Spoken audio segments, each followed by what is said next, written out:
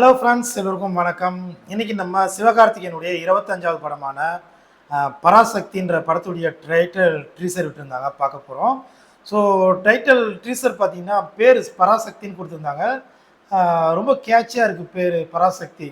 நம்ம ரஜினி சார் சிவாஜி படத்தில் பராசக்தி ஹீரோடா அப்படின்னா, ஸோ பராசக்தி பேரை கேட்டாலும் அது இருதில்ல, அந்த மாதிரி தான் இந்த ட்ரீசரில் பேரை போடும்போது இருந்தது. ஸோ ஆக்சுவலாக பார்த்தீங்கன்னா சுதா கொங்குரே அவங்களுடைய டைரெக்ஷனில் பார்க்கவே ஒரு டிஃப்ரெண்ட்டாக இருக்குது. ஏன்னா அந்த காலத்து படமாக எடுக்கிறாங்க. ஸோ கிட்டத்தட்ட ஒரு 1960s 50 அந்த மாதிரி காலகட்டமாக இருக்கும்னு நினைக்கிறேன். ஸோ படம் காட்டுற மேக்கிங் எல்லாம் அப்படி தான் இருக்குது. இந்த படத்தில் சொல்ல போனால் சிவகார்த்திகேயனை கொஞ்சமாக தான் காட்டுறாங்க. பட் இதில் ரொம்ப எனக்கு பிடிச்சது பார்த்தீங்கன்னா நம்ம முரளியுடைய பையன் அதர்வா ரொம்ப துருத்துருன்னு சூப்பராக பண்ணியிருக்காருன்னு நினைக்கிறேன். அதே போல் வில்லனா ரவி மோகன், யாருன்னா ஜெயம் ரவி தான் பேர், இப்போ ரவி மோகன் மாற்றிருக்காரு. ஸோ அவருடைய அந்த வில்லன் கேரக்டரும் பார்த்தீங்கன்னா அந்த கெட்டப்பு எல்லாமே சூப்பராக பண்ணியிருக்காங்க. ஸோ ஒரு லேடி டைரக்டர் சுதா கொங்குராவை பார்த்தீங்கன்னா லேடிஸாக இருந்துக்குன்னு ஒரு தமிழ் சினிமாவில் இவ்வளோ ஜாம்பவான்கள் ஜென்ஸ் டைரக்டருக்கெலாம் ஒரு போட்டியாக ரொம்ப சூப்பராக பண்ணியிருக்காங்க. ஸோ இவங்க படம் இறுதி சுற்றம் இருக்கட்டும், சூரியரை போட்டு இருக்கட்டும், எல்லாமே சூப்பராக கொடுக்குறாங்க. ஸோ ஒரு லேடி டைரக்டர் இவ்வளோ நாள் நினைச்சு ஒரு பெஸ்ட்டு டைரக்டராக இன்றைக்கி தமிழ் சினிமாவில் இருக்கிற எல்லா ஜென்ஸ் டைரக்டருக்கும் டஃப் காம்படிட்டராக சூப்பராக பண்ணுறாங்க. எனக்கு ரொம்ப பிடிச்சிருக்கு. ஆக்சுவலாக சூர்யா ரிப்போர்ட்டரில் அவங்க அந்த சூர்யா போர்ஷன் பார்த்தீங்கன்னா டிக்கெட் வாங்க முடியாத சூர்யா அந்த ஆக்டிங் பார்த்தீங்கன்னா இந்த சென்டிமெண்ட்லாம் ரொம்ப சூப்பராக பண்ணியிருப்பாங்க. இறுதி சுற்றுல கிளைமேக்ஸ்லேருந்து ஸ்டார்டிங்லேருந்து எல்லாமே சூப்பராக பண்ணியிருக்காங்க. ஸோ அதே போல் இந்த படமும் நம்ம பராசக்தி படமும் சூப்பராக இருக்கும்னு நம்புகிறோம். ஏன்னா ஃபுல் அண்ட் ஃபுல் ஒரு அரசியல் படமாக இருக்கும்னு நினைக்கிறேன். ஏன்னா ஒரு ஒரு காலேஜ் ஸ்டூடெண்ட்ஸ் எல்லாம் அரசியல் பண்ணுறது, இந்த இந்தி திணிப்புக்கு போராட்டம் சொல்லுவாங்க. ஸோ தமிழ்நாட்டுடைய பெரிய போராட்டம் இந்தி திணிப்பு போராட்டம் தான். அதை வச்சு தான் இப்போ நம்ம பார்க்க முடியாது. ஸோ அந்த காலத்தில் நடந்தது நம்மளுக்கு தெரியாத விஷயத்த நம்ம கண் முன்னே பார்க்குறது போல் இருக்கும். கண்டிப்பாக சின்ன சின்ன நுணுக்கமான விஷயத்தெல்லாம் கரெக்டாக பண்ணியிருப்பாங்கன்னு நினைக்கிறேன். இந்த சுதா கொங்குராவுடைய டைரெக்ஷன் சூப்பராக இருக்கும். ஸோ அவங்களுடைய படமாக இருக்கிறதால கண்டிப்பாக அது 100% வந்து பார்க்கவும் ரொம்ப இன்ட்ரெஸ்ட்டாக இருக்கும். அதே சமயம் இந்த சென்டிமெண்ட்டு அது இதுன்னு எல்லாமே பக்காவாக கொடுத்துருப்பாங்கன்னு நினைக்கிறேன். சிவகார்த்திகேயன் பற்றி சொல்லணும்னா இப்போ தான் ஸ்டார்ட் பண்ண மாதிரி இருக்குது. ஒரு 25வது படம் வேறு லெவலில் வளர்ச்சிங்க. கொஞ்ச நாளைக்கு முன்னாடி நம்ம தனுஷை சொல்லுவோம், எல்லாமே லக்கில் வந்துச்சு, தனுஷுடைய வளர்ச்சி இந்த அளவுக்கு இருக்குது அப்படின்னு பெருமையாக சொல்லியிருப்போம். பட் இவர் அதையுமே கேலி பண்ணி ரொம்ப ஃபாஸ்ட்டாக வேறு லெவலில் பிக்கப் ஆகி வந்துட்டார். ஆக்சுவலாக இவர் கூட தான் நம்மளுக்கு விஜய் சேதுபதியும் இருந்தார். அவர் வந்து கரெக்டாக எப்படி எப்படி சினிமாவுக்கு தேவையானதை பண்ணணும்னு பண்ணாமல் கொஞ்சம் ட்ராக் மாறி போனார். இன்றைக்கி அந்த அளவுக்கு இல்லை அவர். பட்டு பரவாயில்ல, இப்பயும் டஃப் கொடுத்துனுக்கு நல்லா தான் பண்ணுறாரு. பட் சிவகார்த்திகேயன் ரேஞ்ச் எங்கேயோ போயிடுச்சு. எப்பவுமே ரஜினி, கமல், விஜய், அஜித் இவங்க எல்லாமே வந்து அப்படியே டஃப்பாக வந்து லாஸ்ட்டில் தான் ரஜினி வந்து கொஞ்சம் கமலுடைய பீட்டில் ரொம்ப போயிட்டார். அதேமாரி விஜயுமே அஜித்தை தாண்டி போன மாதிரி இருந்தது. பட் சிவகார்த்திகேயனுக்கும் நம்ம விஜய் சேதுபதிக்கும் பார்த்தீங்கன்னா கொஞ்ச நாள்லேயே விஜய் சேதுபதி தூக்கிட்டு சிவகார்த்திகேயன் எங்கேயோ போயிட்ட மாதிரி ஒரு ஃபீல் உண்டாயிடுச்சு.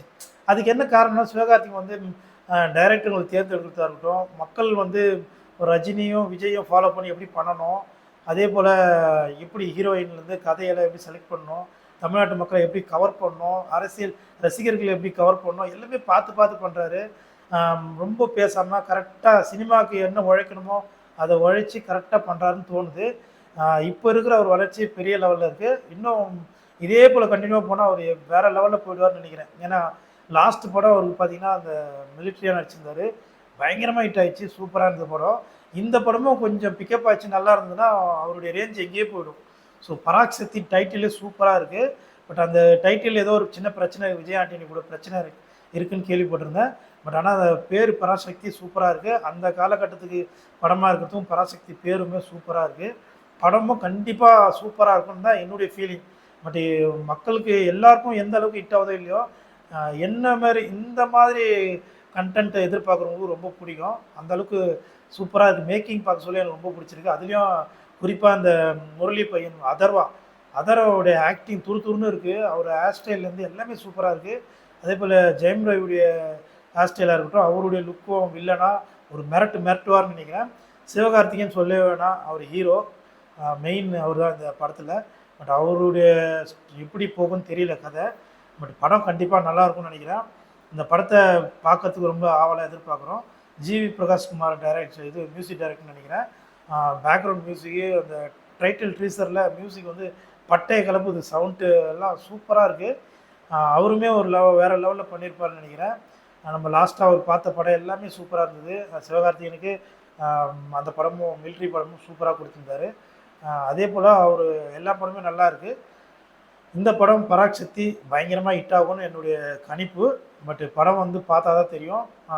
கதை வந்து 1960-50ன்ற கதையெல்லாம் இருக்குது. ஸோ நிறைய ரசிகர்கள் எப்படி கவர் பண்ணணும்னு தெரில.